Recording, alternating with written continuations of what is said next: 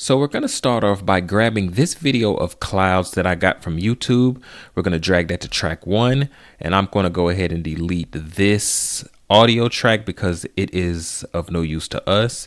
Then I'm going to go grab this green screen subscribe button that I also got off YouTube and put it in video 2 track. And we're going to also delete this because, again, that is no use to us. Now, the first thing you want to do is you want to drag this marker to a point to where you can actually see what you're doing here. The image is up behind the green screen. This is fine. Then you want to go to color. And once you're in color, what you want to do is you want to right click and you want to add alpha output.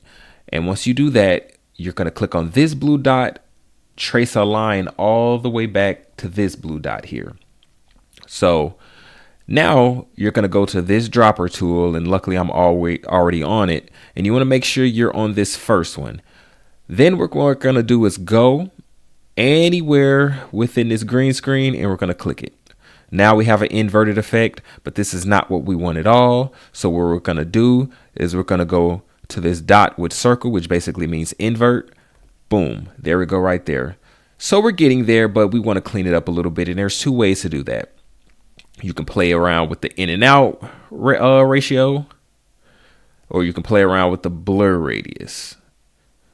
And I like to play around with the blur radius. But one thing you can also do is you could go over here to this little feather icon with the plus, and you can click here, and that also cleans it up. Now, I like to keep it like this because I like a little bit of the green black background showing, and then I'll smooth it out later with the feather plus. And it just looks better like that on video to me. So now that I've done that, we can go back and you can see I have this nice little cool green screen effect behind my video. But anyway, peeps, it's me, your boy King from Solve. See you in the next one.